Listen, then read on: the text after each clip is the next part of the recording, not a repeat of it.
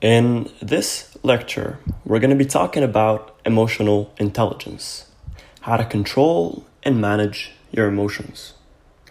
A lot of you are familiar with the term IQ. What if I tell you that nowadays there's also something called EQ, your emotional IQ in a nutshell? This concept of emotional intelligence that back in the day wasn't that important is becoming one of the most crucial factors when it comes to our daily lives. In one of the best books written by Eckhart Tolle, The Power of Now, and you might be familiar with it, I was reading the book and then there's something about emotions that really grabbed my attention. The author says emotions are disturbance. Whatever you want to do, whatever you want to say, if it's affected by emotions, it will be completely different. I gave an example in previous lectures where my marketing professor said, if you ever feel depressed or sad, of course, depression is not an emotion. When we talk about emotions, we talk about fear, anger, sadness, joy, disgust, surprise as well. So in this case, we're talking about sadness, for example, or anger. And what the professor said, don't work on anything related to marketing if you're feeling angry or sad. And the reason why is because when you're having these emotions, they block your creativity. When you're stressing out about something and you keep thinking about it over and over and over again, even if you're writing a test, even if you're trying to study, even if you're trying to write a book, you have days where there are things that whatever you do, you can't stop thinking about them. And the reason why is because they are triggering emotions inside of you, which is causing disturbance. It is disturbing whatever you're doing. It is disturbing your tasks, of course. It's disturbing your stream of thoughts, and it's disturbing your body chemistry.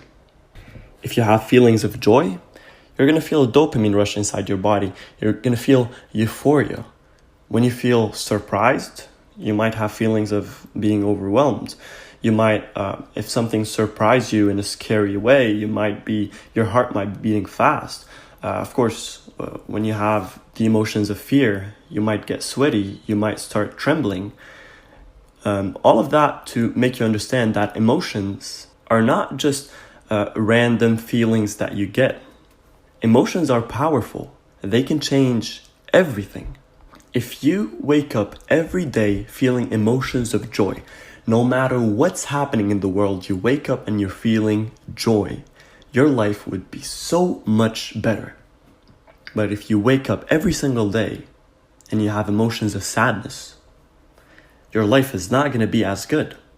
You're not going to have the same motivation, the same drive, the same work ethic that you would have if you were feeling happy, if you were feeling emotions of joy on a consistent basis. And the thing about emotions is that, to an extent, you can't always control them. But what you can do is that you can be intelligent about it. You can know how to use your emotions to your advantage and control them to an extent. Nobody will have emotions of joy when they break up with somebody they love. Of course, unless the relationship was toxic and they wanted to break up. But if the person was in love and they wanted to stay with the other person and then they break up, you can't avoid feeling a bit sad. Even if you have a lot of emotional control, it gets to a point where you're going to feel some emotions, but you need to know how to be smart about it, how to overcome it, how to not let it affect you. Now, adding to that as well, organizational behavior theories and research that basically deals with all the factors that can contribute into having a better organizational structure, keeping the employees happy and keeping them effective and efficient so they can finish the work really well, finish the work faster, and at the same time be happy and be comfortable where they are. And when I was going through different organizational behavior studies, I ran across something really important. In organizations, and of course, in life, there's a difference between emotions and mood that people usually mix up. Emotions are short-lived feelings that come from a known cause, while moods are feelings that are longer lasting than emotions, of course. And there's no real starting point for its formation. Emotions, as we said, can include sadness, joy, feeling happy, feeling sad, while moods are kind of different. You either have a positive mood or you have kind of a negative mood. And sometimes you can experience both of them at the same time. Even when you have a bad mood and you feel like you don't want to do anything, you're being very negative about everything around you. And then your kid or your partner or your friend looks at you with a genuine smile and you feel happy, you feel joy for a second, you feel this warmth in your heart. Even though you're in a bad mood, you still feel the emotions of happiness, even if it's for a brief moment, but you did. And of course, in contrast, when you're in a good mood and something bad happens, you find out that the exam that you wanted to get an A plus on, you got an A minus. So you're kind of a little bit disappointed. And even though you're in a good mood, you might feel a little bit sad, but your good mood will help you boost it up. And usually, you can explain your emotions. You can explain why you're sad. You can explain why you're happy, because you know what's going on. When you feel emotions, there is always a source where these emotions came from. There's always something that happened that triggered these emotions. But moods, when somebody is in a bad mood and you ask them, why are you in a bad mood? Most of the times, the answer is, I don't know. Most people don't even know why they are experiencing this bad mood. They have absolutely no explanation and they can't seem to control it most of the times. And because moods cannot really be linked to any specific cause, at one point, a lot of people mix between being a moody person, which means a person whose mood fluctuates a lot, and somebody who suffers from bipolar disorder. People can't explain moods where it got to a point where they put them on the same equivalency as a mental health disorder. A lot of times, I know a lot of people who referred to people who have a lot of mood fluctuations as people who are bipolar, when in fact, it is not true. Mood fluctuates a lot. Of course, some people experience it more than others, and this, of course, is linked to different factors. That includes the environment where you're living, even lights.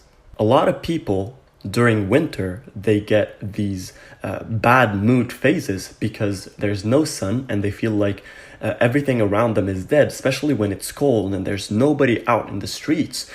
They feel bad moods and they can even experience a lot of emotions, like they might feel sad, they might feel lonely at one point. And to top it off, there's also a difference between emotions, moods, and feelings. There is a difference between being angry and feeling angry. There's a difference between saying, I feel cold, and I feel cold. One of them is physical, and the other one is emotional. Feelings are usually things that we feel. We feel on a physical level, not just on an emotional, psychological level. And another thing about feelings is that it can be influenced by your own personal experience, beliefs, cultural beliefs, and memories and recalls. And the worst part is, most of the times, it's subconscious.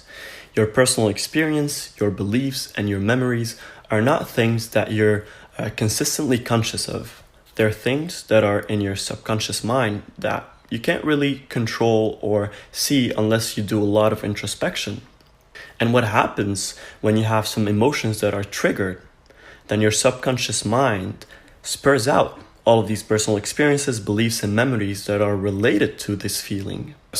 Emotions, I mean. Your brain will spur out all the memories, personal experiences that are related to the emotions you're feeling. And based upon that, you will start feeling. Your brain will interpret these emotions and turn them into a physical phase. And of course, this is where neuroplasticity steps in. We have our mood that is influenced by a lot of factors. And of course, the influence of all of these factors on your mood depends on past experiences, on how each and every one of these experiences is wired in your brain.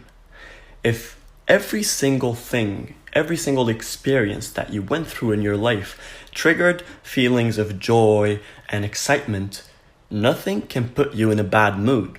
Of course, we're not talking about body chemistry. When we talk about body chemistry, you might get to a point where we're talking about mental health problems, and that's a completely different issue. When it comes to people who are suffering from mental health issues, and we are not talking about some very rare examples or in cases. Mental health, let's go according to statistics. We're going to go through the statistics of Canada only. The Canadian Mental Health Association states all these different things on their website. Mental illness indirectly affects all Canadians at some time through a family member, friend, or colleague. I'm going to include this article in the course for those of you who are interested in knowing more about it. Moreover, in any given year, 1 in 5 people in Canada will personally experience a mental health problem or illness. And approximately 8% of adults will experience major depression at some point in their lives. To top it up, about 1% of Canadians will also experience bipolar disorder or manic depression. The total number of 12 to 19-year-olds in Canada at risk for developing depression is at a staggering 3.2 million.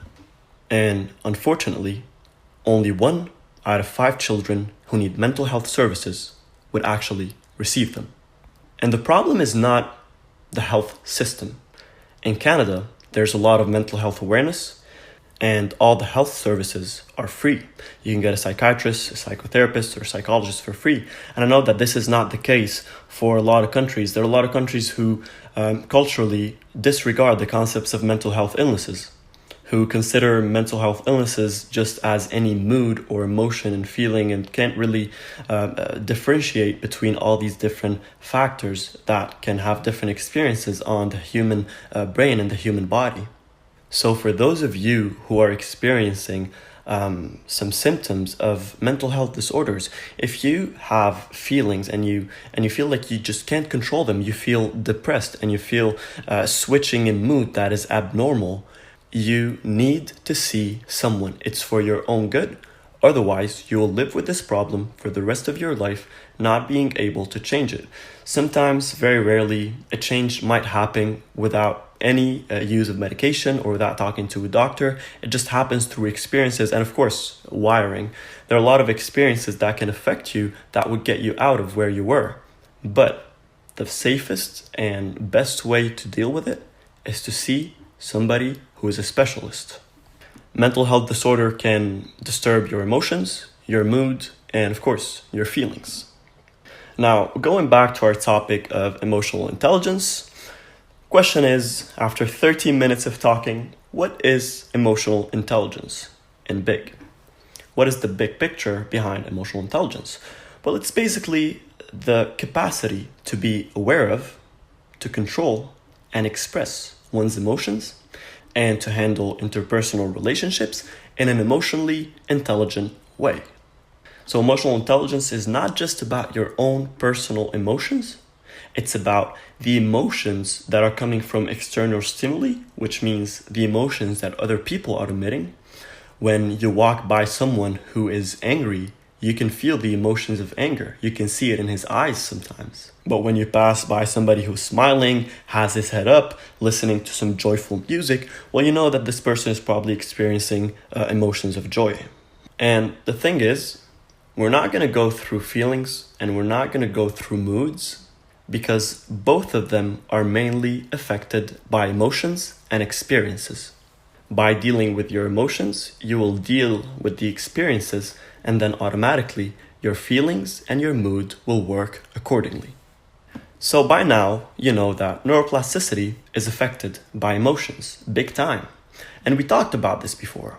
First time experiences, what kind of emotions you felt during this first time experience, this has a huge impact on what this first time experience will do to your brain. This plastic brain that is vulnerable, especially when it comes to first time experiences, if there's a huge load of emotions involved, there's going to be a strong wiring right there. And now the big question is, what kind of emotions did you feel? And we gave the example of going to the zoo before. When you went to the zoo and you got bit by a snake, you got emotions of anger, fear, maybe sadness. And what that did is it developed two fears. First, a fear of snakes. Every time you see a snake, you will have emotions of fear. And of course, emotions of doubt around zoos. You're not sure if it's a safe place for you anymore. And most probably, whenever you go back to a zoo, you'll feel uncomfortable. That's if the emotions were so strong, you might not even want to go to the zoo anymore. You might feel such a high level of discomfort that you just don't want to go at all.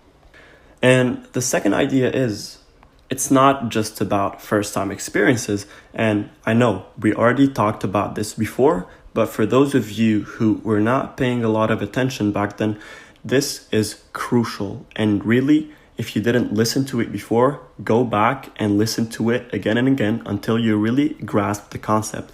Emotions are one of the most important concepts when it comes to neuroplasticity.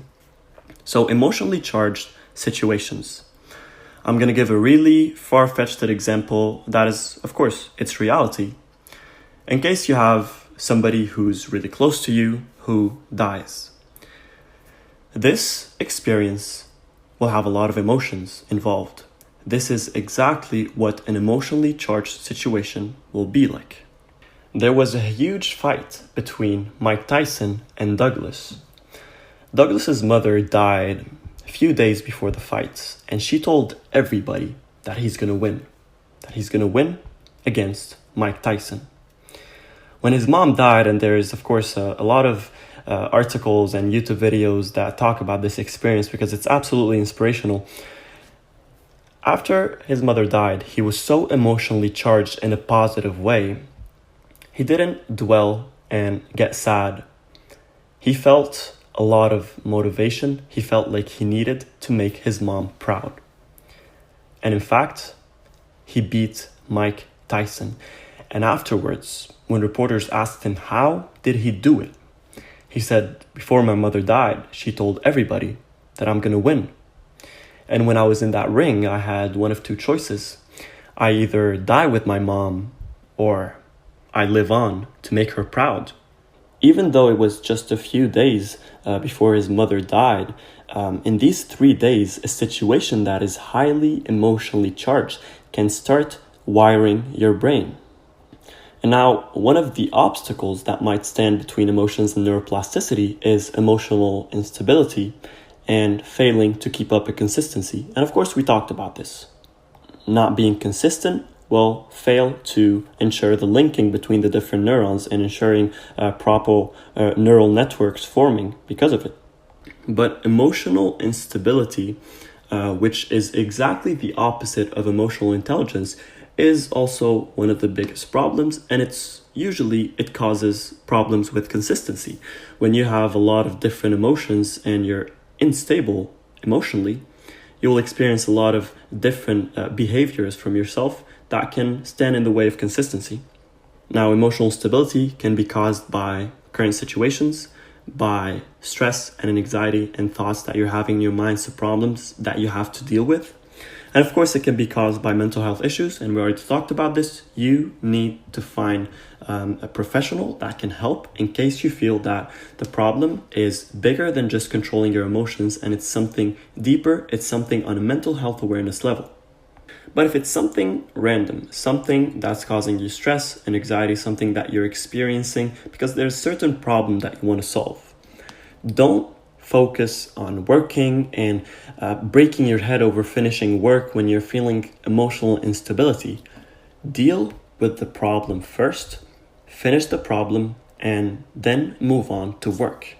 And in case you can't really find a solution for the problem, maybe you're waiting for something and you're anxious, you don't know what the result is, I would highly recommend a book called How to Stop Worrying, and start living.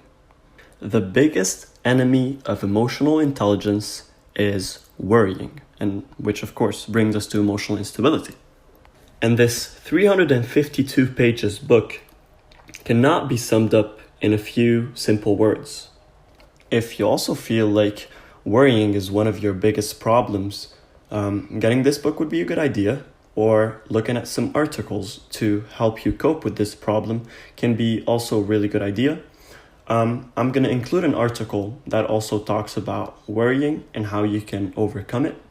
But I read the book, How to Stop Worrying and Start Living by Dale Carnegie, and that's why I'm recommending it. One of the best practices in the book that I always use is to ask yourself the following question. How bad can it get? Or what's the worst case scenario? Now, once you know what the worst case scenario is, you can't overthink it anymore because it can't get any worse than that. This is how bad it can get. And you need to know and understand that it can get to this point. And of course, you need to accept and understand, especially if it's something that you can't do anything about it. If you already wrote an exam and you're waiting for your grades, you can't do anything at this point. So look at the worst case scenario and accept it. This, of course, works when there's something that you're not very, very worried about. But as I said, the article will give you way more information and will help you way more if you want to cope with worrying. Now, once you really understand the concepts, the techniques, and the exercises of emotional intelligence, you can use emotions to your advantage and ensure emotional neuroplasticity enhancement. If you want to try to make working out a lifestyle, and every single time you go to the gym, you have emotions of sadness and irritability, you're most likely going to drop it and not go there because your emotions are not helping you. They're wiring bad ideas, bad experiences, bad emotions to the idea of going to the gym. But if every single time you go to the gym, you have these positive thoughts in your mind, how you want to look, what's your goal, where you want to get, and you keep this image in your head. When you have a certain body and you have a certain aspiration, a certain future body that you want to attain, keeping that in your head, thinking about it, thinking about how you would feel about it, having these emotions of joy and a lot of motivation linked to it, then you'll be linking neurons in a different way. Your neural structure and network will actually start to encourage you to go to the gym more. That's exactly why, before the gym becoming a lifestyle that you don't even have to think about, you're going to experience days where you just say, you know what, I don't feel like going to the gym anymore. But because you have a lot of emotions of joy involved with it, one of two scenarios would happen. One scenario would be that because the wiring is already starting, you will not stop going to the gym. You will just say, you know what, I don't have to skip. I can't skip. I have goals and I need to attain them. I need to achieve them. That's why I'm not going to skip and I'm going to go to the gym. And this is mostly willpower. Neuroplasticity is more automatic.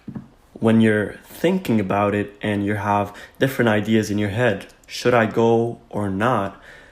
You did not reach a point where neuroplasticity has been perfected and working out became a lifestyle. Now, the other scenario, and this is also not linked to neuroplasticity, we're talking about the phase before neuroplasticity, you trying to reach the point where you're using your plastic, flexible brain to make out of exercising a lifestyle or a consistent automatic behavior or habit. So in the second example, you feel emotions of sadness, you feel down. And when people feel down, you're not being lazy. That was the first case scenario. You were feeling lazy, you didn't want to go to the gym, but you used your willpower to go there. Now, in this scenario, you're feeling emotions. You're feeling emotions of sadness, emotions of fear, anger, whatever it is. And you just say, I don't want to go to the gym. These emotions will give you feelings, and the feelings might put you in a certain mood. And then you don't have the motivation and the willpower to go to the gym. And when that happens, this is exactly where emotional intelligence would step in. You have two solutions. One, you say, okay, I am sad, I don't want to go to the gym. I want to sit at home, watch Netflix, and eat ice cream. And the second scenario would be closing your eyes and thinking about why you started going to the gym, thinking about your why. Nietzsche says, he who has a why can bear almost any how. There was an entire book and an entire field of science based on the question why. There's a book written by Dr. Viktor Frankl. The book is called Man's Search for Meaning. It's one of the most fascinating books you can ever read.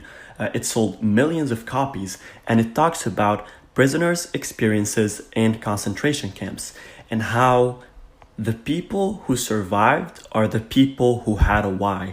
In concentration camps, usually you can't have positive emotions. You're always feeling anger and sadness. You're always having these bad emotions that would affect you in a negative way.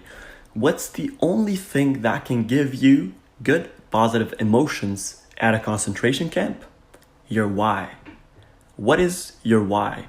And just like worrying, figuring out your why is not that simple, especially when we're talking about the big image, the big question of why. Why do we exist? And of course, this gets us into existentialism, and it's an entirely different field of study as well. It is one of the most common problems nowadays. People are thinking about their existence and they're asking themselves a lot of questions. Back in the days, religion was way more reinforced, and the why was always explained through religion. But now that a lot of people are switching towards atheism and other stream of thoughts that don't follow religion, they started asking themselves the question, why? Why do I exist? What am I doing in this world? And when they don't find an answer, of course, they will feel empty. They'll feel like there's nothing to do in this world and they're just gonna live and die. And then a lot of people would suffer from depression. Some of them would even get to suicide. When in fact, it's not that complicated.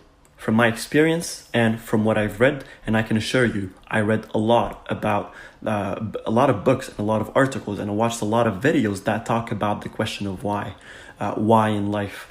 Putting the concepts of religion aside, having a why in life, not just to know where you're going, but to know what you need to do every single day. But on a smaller scale, you can always figure out what your why is. Why do you have problems in relationships? Well, maybe because you're not ready to be in a committed relationship. Maybe you had past bad experiences that are still affecting you. You can figure out what your why is. Why are you going to the gym? Maybe you want to have a better body. Maybe you want to prove somebody wrong. Maybe you want to just improve your health and take care of your health more. Whatever your why is, when you go to the gym, you have a why. There's a reason why you're going to the gym. People do not just wake up and say, oh, I should go to the gym for no reason. So when you feel these emotions of sadness, close your eyes and think about your why. Letting go of the scenario where you would just sit at home and avoid going to the gym. And this is where most people, when they do this, they say, I don't feel like going today because I feel sad. Their brain gets adapted to it. The thing about neuroplasticity is that it's happening every single second. So when you drop the gym, when you say, I'm not going to go because I'm feeling sad, this is wiring your brain in a way that affects your willpower in a negative way. This will not give you a better mental state for you to be able to go to the gym tomorrow and be way better. In some cases, in some very rare cases, it is when there's highly emotional charged situations that you encountered that day and you just couldn't focus and just couldn't go to the gym, it's fine. But I'm talking about people who just do it as an excuse. When you close your eyes and you think about your why, you will start having feelings of, and emotions of course, of joy, of hope. And what you do is you just go to the gym. There's a lot of exercises that we're going to talk about in the section where we talk about habits to be able to push yourself and go to the gym. One of them, and of course we're going to go more through details later, the bracelet technique, where you have an elastic band on your wrists. And every single time you feel like you're trying to establish a habit of going to the gym and making it a lifestyle. And every single time you have a feeling that you don't want to go to the gym, for any reason, you just close your eyes, you think about your why, and then you snap the bracelet on your wrist in a way that it hurts a bit. Of course, you don't want to cut yourself, but in a way that hurts a little bit, and then you just go to the gym. You stop everything, whatever you're doing, whatever you're thinking, you just stop everything and you go to the gym. And I can assure you, if you do this, if you have a goal of going to the gym and you have a why behind it, and you had feelings of sadness, you didn't want to go to the gym, and you were thinking about skipping, close your eyes, forget about the bracelet for now, just close your eyes, think about your why, think about it and feel it. Try to generate emotions from it, and then go to the gym. And if, when you finish the gym, if you don't feel at least 1% better than how you were before, keep it in mind that you did not skip and you're ensuring the plasticity to be working effectively.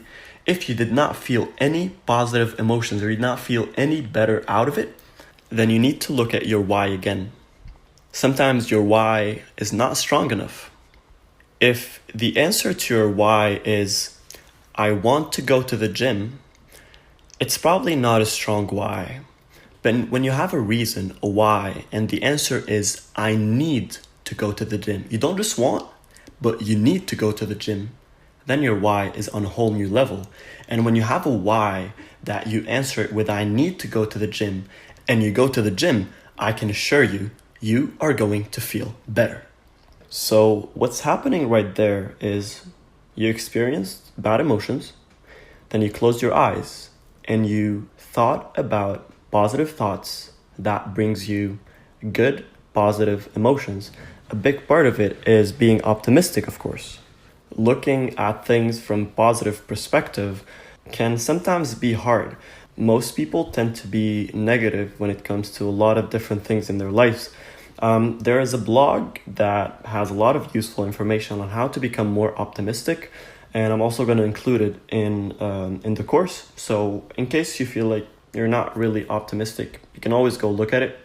But the big picture is, regardless of what you are, if you're optimistic or you're pessimistic, whenever you feel bad emotions, one of the best things to do as emotional intelligence is to close your eyes and block everything. Block your phone, block your computer, block everything. Sit down in your room, close your eyes, maybe add some music. If you have any music that would encourage you, that would give you some positive emotions, any music that is linked to positive experiences that you love listening to, you might want to put this music, put the song, and close your eyes and think about why. Think about your why, think about positive emotions, think about where you want to be and where this particular thing that you're trying to avoid would take you. See, the thing about the brain is, the brain cannot tell the difference between reality and imagination.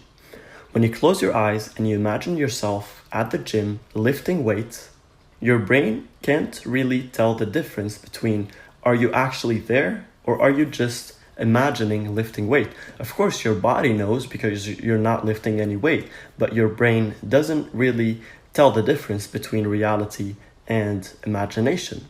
So just imagining yourself at the gym is a start. Imagining yourself going to the gym and reaching the body that you want to reach, reaching the goal that you want to reach. I'm giving a gym as a general example. You can apply this on every single aspect of your life. But these emotions would reinforce the links. These emotions would ensure neuroplasticity. Even though you're not at the gym, but your mind is still getting the connection of going to the gym, and there's a reinforcement. There's a link happening between neurons, and the link is becoming stronger and stronger and stronger. Now, of course, I'm not saying you should just sit in bed and imagine yourself working out every single day and then out of nowhere is going to become a lifestyle.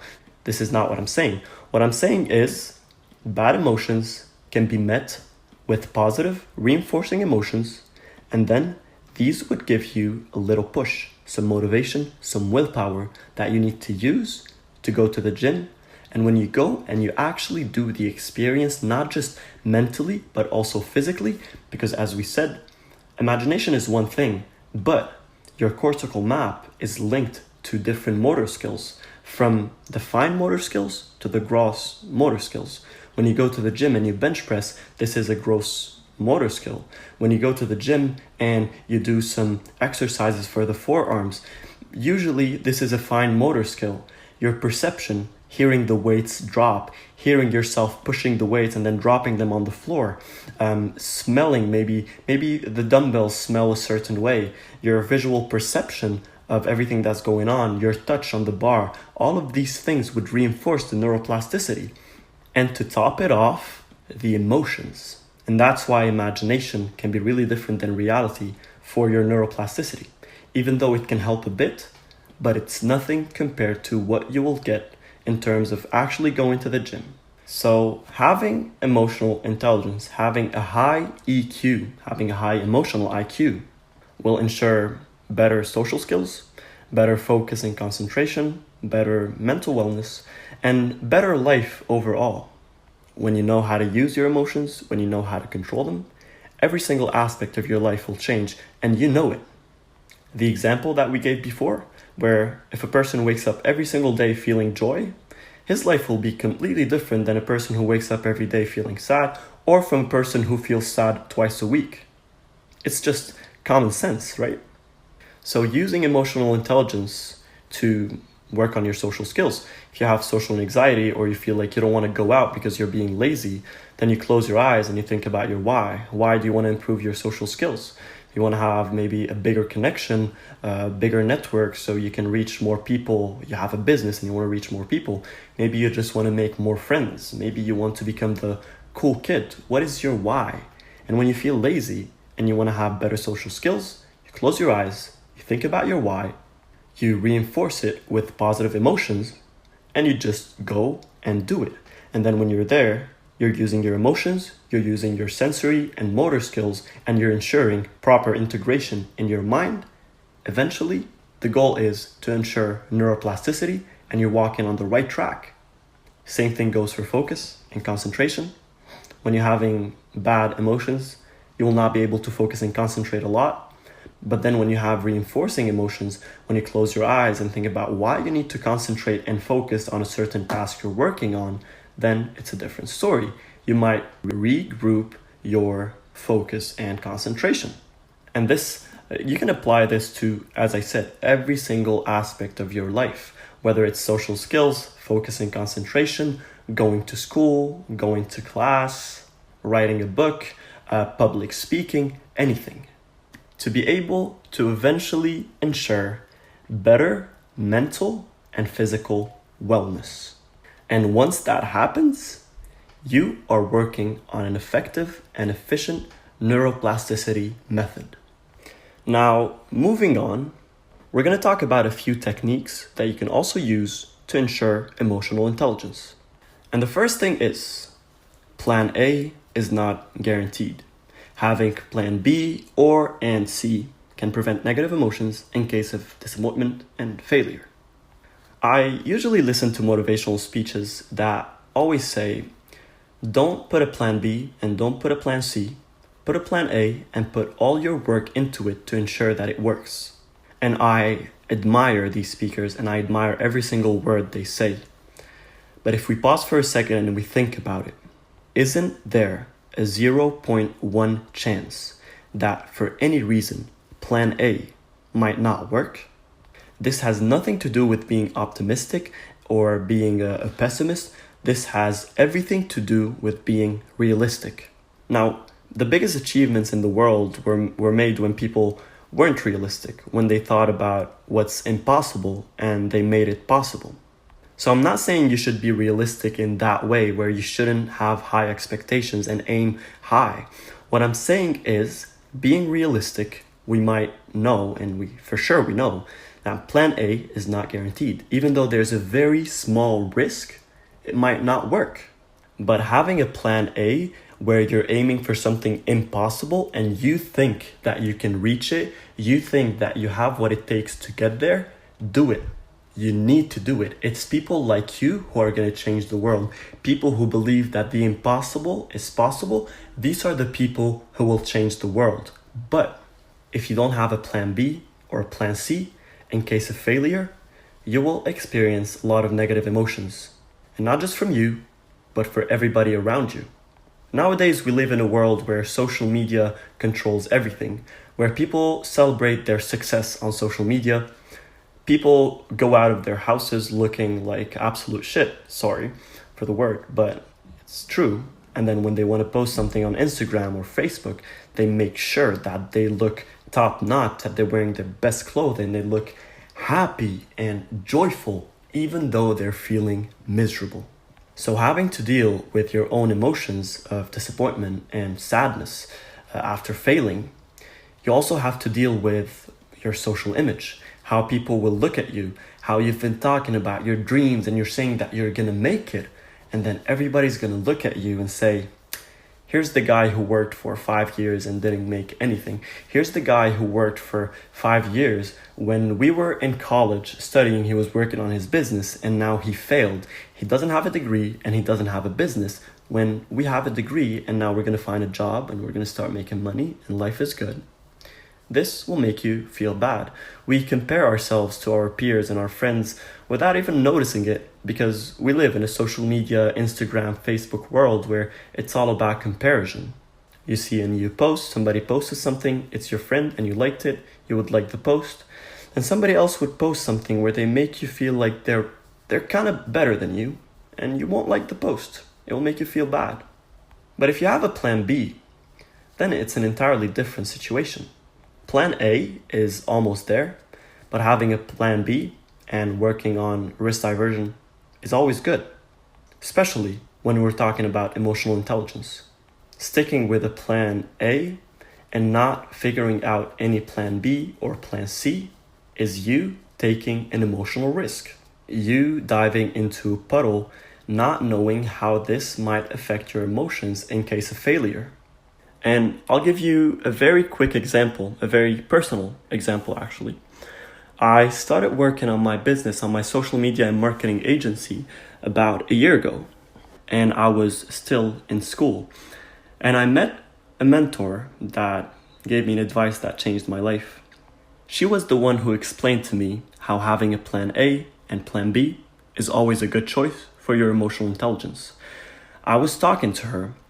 My business was growing and it needed a lot more work. And she knew it. And I said, I'm thinking about dropping out of college. I'm thinking about just dropping out of my program and focusing on my business. And then she asked me a question. She said, how positive are you that your business is going to work and make you a lot of money?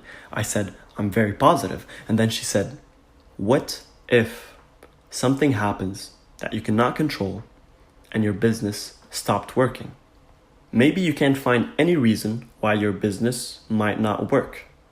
But keep in mind, people who died never planned on dying. People who drove their cars at 120 miles an hour were not planning on having an accident and dying. They always thought that they have everything under control and that nothing bad can happen, nothing can make them die. But it's the things that you don't expect. It's the 0.1% risk that you don't look at that can actually destroy you. And then she said, carry on with your business and keep working on it, but don't drop out of college. Because if in 3 years your business fails for any reason, not saying that it might fail, but there is a 0.01 risk that it might, and if it does, you can have your degree and you can find a job to save some money so you can get back up and work again on your plan A. But if your business fails, you don't have a degree to get a decent job and get good money to be able to save. You maybe lost some money and now you don't have a degree. You need to find a job that's probably paying minimum wage so you can barely afford your living expenses. And you will find it very hard to stand back up and work on your plan A. Especially because when this happens, you will have emotions of anger, disappointment, and sadness. And usually, these are emotionally charged experiences. But when you have a plan B, the disappointment, the sadness, and the anger will not be as hard because you always know that you're working on your plan B to get to your plan A. I would never advise anybody to drop their plan A because usually plan A is what you want the most and you shouldn't stop working on it until you die. Every single person has a moral obligation to work on their dreams and their goals. These are the people who live life to its fullest. These are the people who, once they're on their deathbed, will not look back and say, I wish I had done this, or I wish I had done that. So even though you're feeling down, even though you're feeling sad and you're feeling disappointed because you failed, you have a plan B that's supporting you. You go to plan B and you keep in mind your plan A. You're not going to stop. You know that you're not going to stop until you get and achieve plan A. So when you have a plan B, you will get back up, you will work again, and you'll be more likely to jump back into plan A and make it work. When I have a degree and my business fails, I can get a job that pays well, and I can invest money again in my company to make it grow, to fix the problems that I couldn't fix before, and then I can achieve plan A. And once that happens, once plan A is done, I have my business and it's working well. I always have my plan B in my pocket, which is my degree, which is the situation where for any case in the future my business failed again, I always have my degree to go back at it. And here's the beauty of it.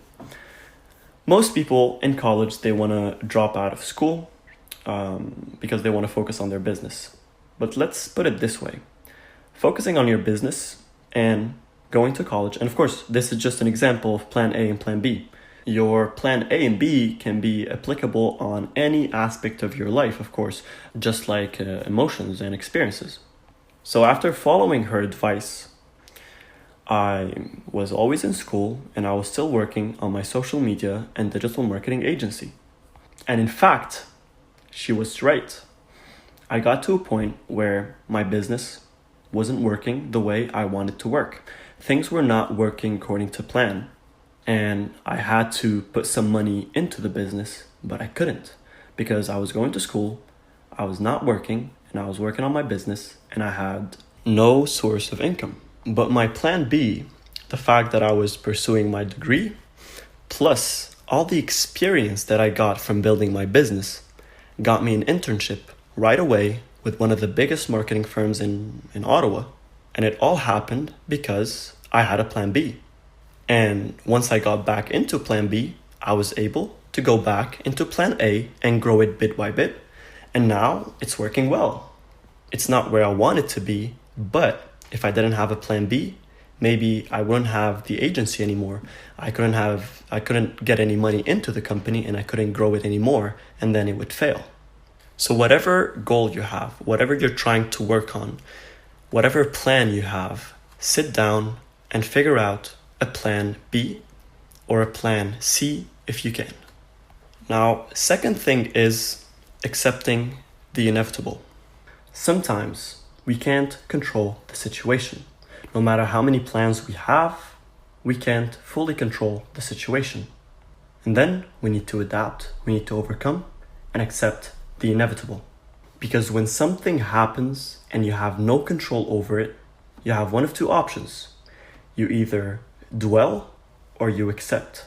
And when you dwell, you're going to be stuck. You're not going to move forward when the rest of the world is moving forward. But if you accept and you move forward and you move on, you adapt and you overcome it, you will be wiring your brain in an emotionally intelligent way. You are learning to accept failure, overcome it, learn from it, move on, and grow from it. But if you dwell on it, you're going to learn that failure is bad. Failure will make me feel sad. I want to avoid failure at any cost. And you just want to avoid failure because it doesn't make you feel good. And that's just our human nature. We want to avoid the things that makes us feel bad. And that's where most people would drop their dreams, where most people would not have such high aspirations anymore. They accept so little because they don't want to encounter failure anymore. And unfortunately, it becomes wired in their brain. The concept of not failing and the concept of security, it becomes hardwired in their brain. If your dad ever worked on a business and it failed and he dwelled on it for years and eventually started working full time, and you grow up and you say to your father that you want to start a business, he's not going to say, yes, go for it, it's going to be awesome. He's going to say, no, starting a business can be risky. You might fail. You might get disappointed. It's better to work on a degree and get a safe job. And did you ever pause for a second and ask yourself, why would he say this?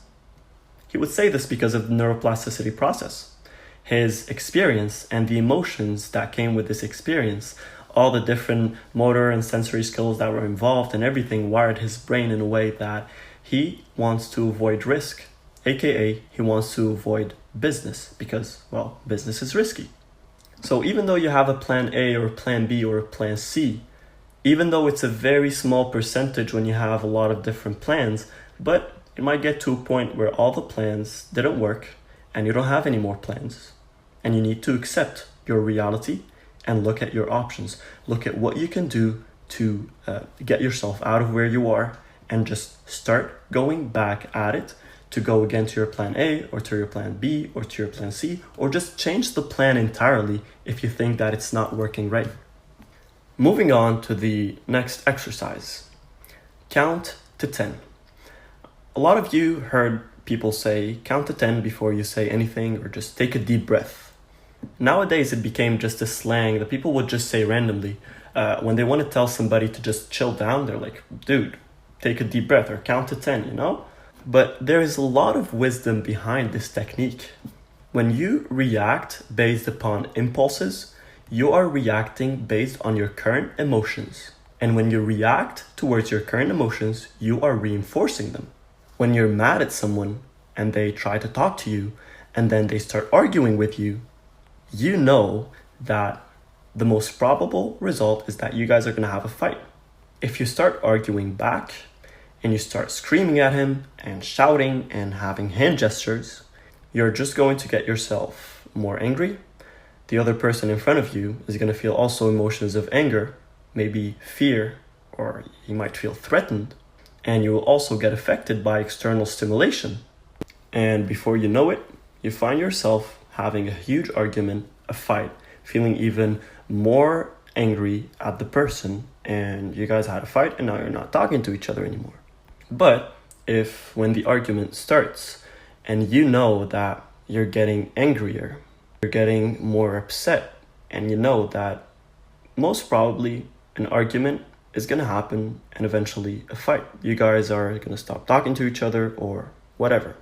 But instead of arguing back, if you count to 10, you just stare, not at the person, just stare elsewhere, count to 10, take a deep breath, and be aware of the emotions you're feeling. It's a very simple yet effective technique that you can use on a daily basis to ensure emotional intelligence. I promise you, this is one of the techniques that help me personally the most. This also applies to different examples. The example that we gave about the gym. If, let's say, we put the scenario in a way where you're having a conversation with the gym. The gym is saying, hey, come here, work out. And you're saying, no, I feel sad, I don't want to go. But then you stare somewhere and you count to 10 and you take a deep breath and you really become aware of your emotions. You're going to see that you're feeling sad. Most people never get aware of their emotions. They get sad, but they're not aware of their emotions. But when you get aware of your emotions and you know that you're feeling sad, you have the chance to change this. So when you're arguing with someone and you get upset, you're mad, you're angry, and you count to 10, you take a deep breath and you realize that you're angry, and you know that if you're angry, you're having these emotions of anger. If you're going to talk to the person more, it's going to result in a fight. And once you know the consequences, you need to ask yourself, is it worth it? Is it worth it just because you're having some emotions? And as we said, emotions are usually short term. You have a fight with your best friend, 2 hours later, you guys text back and everything's working and everything's back to normal. So when you ask yourself, is it worth it? Are these emotions worth getting me to have a fight with my friend or getting the consequences that might happen? And most probably, most of the times, the answer is no. And once you figure out that the answer is no, think about something else. Think about something positive. Think about all the good things that the person did and not all the bad things that the person did.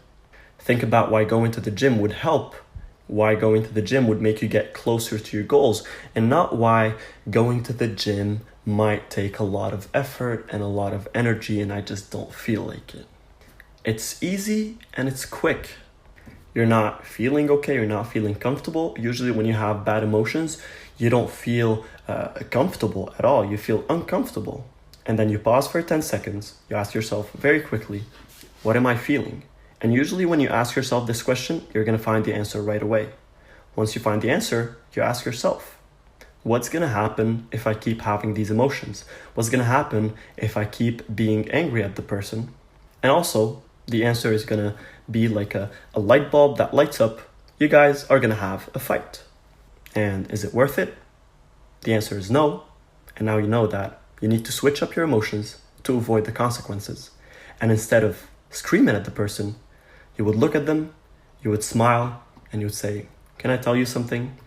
I was really upset about 1, 2, 3 things that you did, but I love you a lot, and you're my best friend, and I don't want to have a fight, and I don't want to argue, but I just want to talk about these things because I got upset, and I don't want to have these feelings again, and I'm pretty sure that as a friend, you would understand this. Boom. Completely different scenario that can change everything. Maybe the first scenario could have led to a moment where you lost your friendship. And just because you counted to 10, you took 10 seconds, you changed the entire stream of actions and controlling your bad emotions. And guess what that does? You guessed right. It works better towards your neuroplasticity. You are reinforcing positive emotions and therefore positive habits. The goal behind neuroplasticity is to wire everything that is positive in your mind. Positive emotions, positive thoughts, positive actions, and through everything we're going through in this course, this is where you're heading. Now, the next exercise is to learn to say no. A lot of people don't know how to say no. You can trace this back to failed parenting strategies. You can trace that back to past experiences. You can track that back to guilt trips that you went through for saying no. When your friend asked you to help him with his essay and you didn't have the time to do it and you said no, and then he failed the class and he says, if you only helped me, like I could have at least passed. This guilt trip that you went through, eventually, as we said before, our human nature wants to avoid all these bad feelings and bad emotions. So when you get wired, your brain gets wired at one point that whenever you say to somebody, when somebody asks you for something and you say no, a guilt trip will follow. Even if he doesn't say anything, just when you say no, you are going to feel guilty for saying no. There's even a book that I ran across at the library at the university, and the title is When I Say No, I Feel Guilty. And of course, as we said, the way it happens is that it becomes wired in your brain. But you need to learn how to say no, and most importantly, learn how not to feel shame when you say no. And how do you do that? You control your emotions. You can use the count to 10 strategy, take a deep breath strategy, do some introspection, and understand that you're feeling shame, and simply switch back to positive emotions. Think about all the good things that you were able to do because you did not spend 6-7 hours working with your friends on an essay. And of course, you shouldn't always say no. If your friend needs your help and you have the time, you have nothing to do, you might as well just help them. But the problem is when you have some things to do and you don't know how to say no because you feel ashamed, and then you say yes at work when your boss asks you to do something and you just can't say no because otherwise you'll feel shame and you'll feel that you're not working hard enough and you're too hard on yourself, and then you got a lot of workload, and before you know it, you find yourself staying at the office till 9 at night. Why? Well, simply because you didn't know how to say no.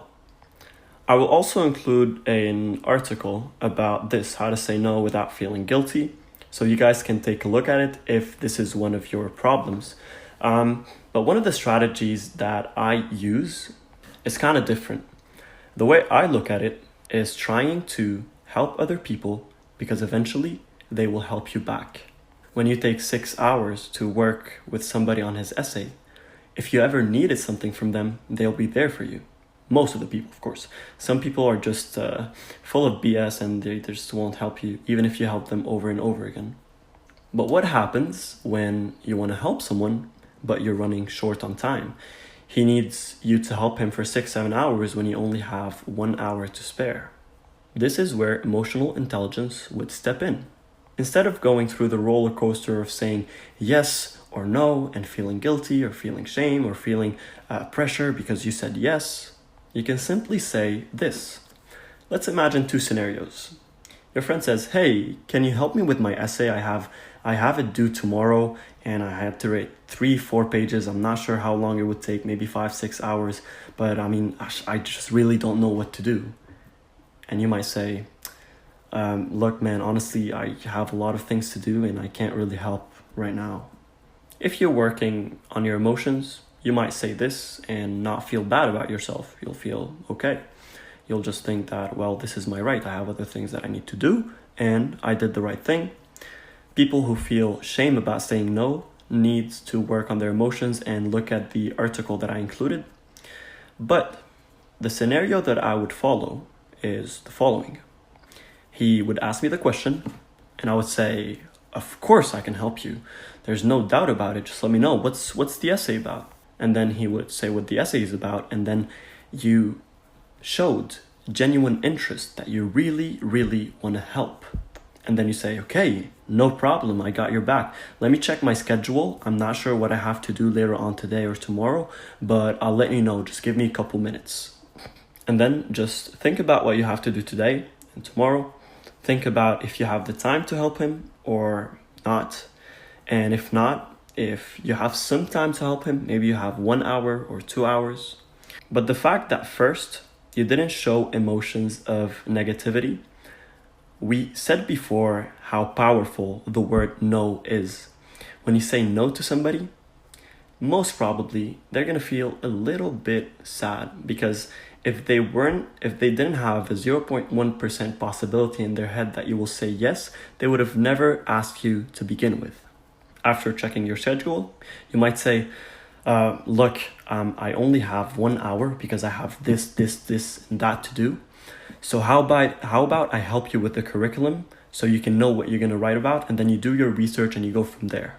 Now, he's not just going to appreciate that you're helping, and he's not just going to owe you and he's going to help you in the future, of course, if he's a good person, but he will feel that you went over this to check your schedule and squeeze in your schedule and you sacrificed an hour to be with him. And of course, to help him with his essay. In this case, you feel good, you're not pressured, you had an hour to spare and you spent it with him. Next time you might need something from him, he will be there, hopefully. He didn't feel bad, he didn't feel any negative emotions. In the contrary, he felt really good.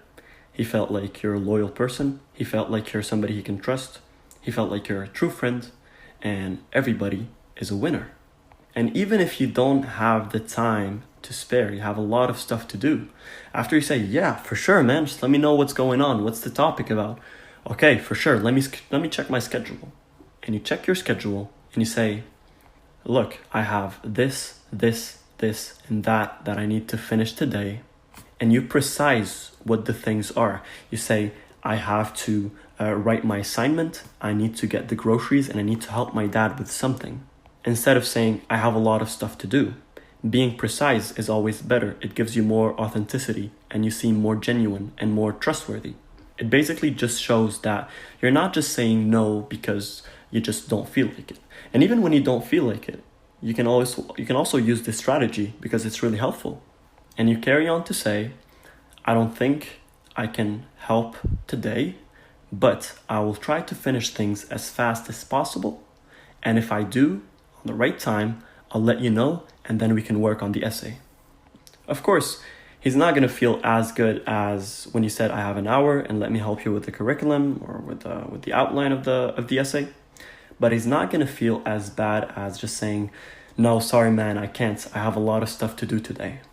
And just try it. Next time somebody asks you to do something, try the first scenario, just say no bluntly and that you have a lot of stuff to do, and see how you feel and see how they feel. You feel negative emotions, just switch back, close your eyes, think about positive emotions, what you're going to do in this time, and move away from these sad and bad emotions. And try also the other scenario. Get excited, ask him questions, let him talk, let him see that you're interested, and then if you really have the time to spare, do it. If you have 6 hours, do it. If you have 1 hour, do it. Or if you don't have time, say, look, I have this, and that to do. I'm going to try to finish them as soon as possible, and then I'll help you. Then the person knows that even though you're not helping right now, but you have him on your mind, and you're going to try to finish things fast so you can help him. And even if you don't, he will consider it as not a person who said no, not a person who just refused to help, but as a person who tried his best, but he just had a lot of stuff and he just couldn't help. You can add to it saying at the end, if you didn't find any time, you can call him or see him and say, look, I still have this to get it over with.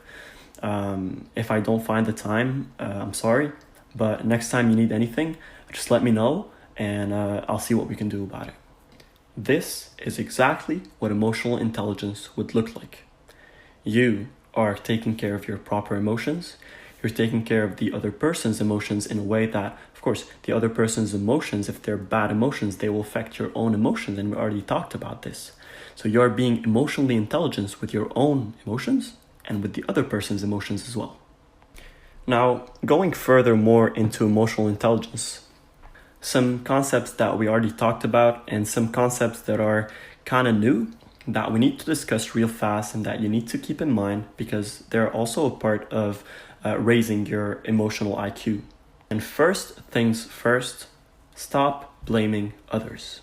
When something happens and you blame others, you will feel helpless. You will feel that the other person had the control over the situation and you had no control over it. The reason why this happened is because of what other people did and not what you did. And you can never change what other people did, but you can always change what you are going to do.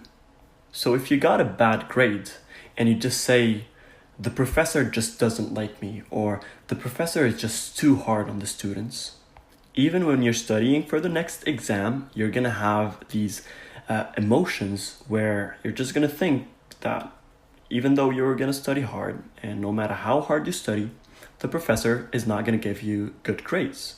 And this, of course, will affect the quality of your studying. But if you used your emotional intelligence and said, no, I don't want to blame the professor, I want to blame myself. Maybe I didn't study hard enough. Now, in this case, when you want to study, you're going to have emotions and a mentality that's saying, you need to work harder, you need to study harder for you to get a better grade because it's all up to you. And this will affect the quality of your studying in an absolutely positive way, and you know it. You can control situations way better than other people. So stop blaming others, take responsibility yourself. Even when there is some blame to put on other people, try to work it out yourself. Because as we said, you have more control over yourself than over other people. And with control comes stability, and with stability comes stable emotions. Now, working in an emotionally intelligent way will help you get these positive and good emotions and wire your brain in the way that you wanted it to be wired. Second thing is avoid making excuses. And this is interrelated with stop blaming others. When you blame others, you are usually giving excuses. But it's not just about blaming others. Making excuses can be you saying, I can't go to the gym because I can't afford supplements. This excuse right there, you are committing emotional suicide. Because first, you're not going to the gym, and this will hurt the process of wiring and making out of exercising a habit or a lifestyle. And then you're getting more bad emotions in by saying, I don't have money. And all of this just because you wanted to make an excuse. But if you did not think about excuses, you want to go to the gym and you want to make it a habit, you don't look at excuses, you just look at executing. You just look at going to the gym and you make a habit out of it, even though results are not going to be the same, for example, without supplements. But in 3 months, when you save up some money and you buy supplements, you're not going to start from scratch. You're going to start from 3 months into the gym. You have good power, your body's getting better, you can lift more, and the supplements will help you even more. Third is learn how to communicate. And one of the most important techniques to learn how to communicate is, of course, to count to 10 when you're having bad emotions that might cause bad consequences that we already talked about before. And another way to deal with it, if you find that you have a lot of problems communicating with people, you might want to get Dale Carnegie's other book, How to Win Friends and Influence People. It's one of the best books I've ever read when it comes to influencing others, communicating, and building trustworthy, authentic connections on a daily basis. It would also help you avoid these arguments and all these situations that would actually hurt the relationships and affect the way you communicate in a negative way.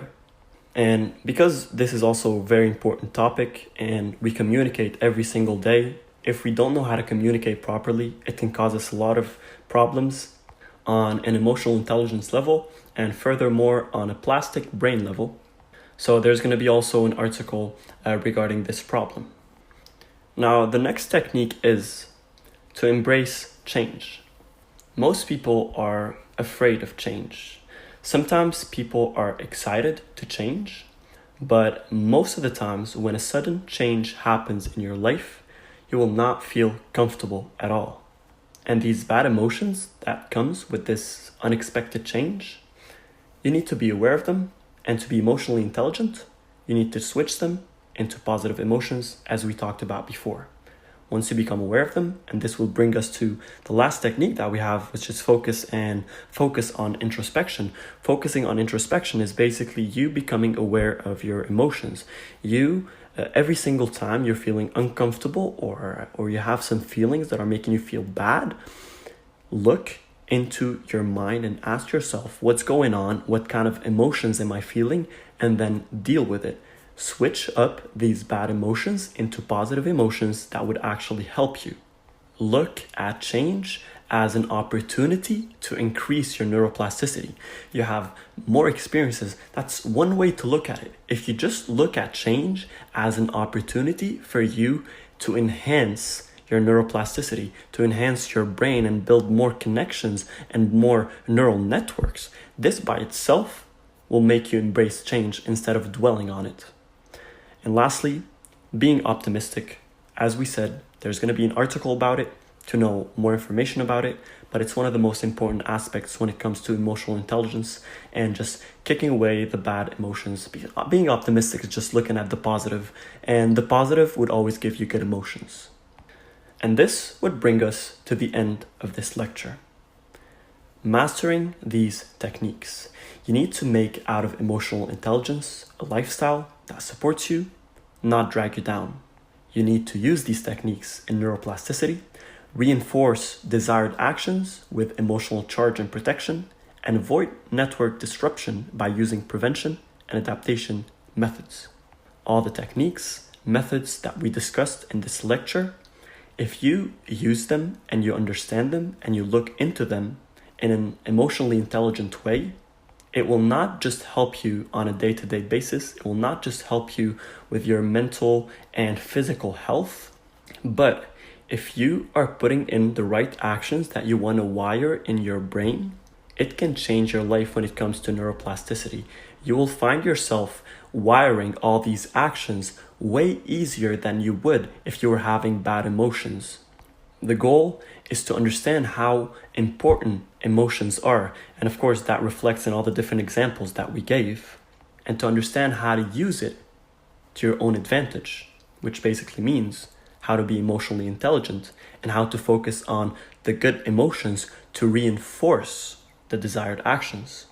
And a huge part of it is to also use bad emotions to prevent undesired actions.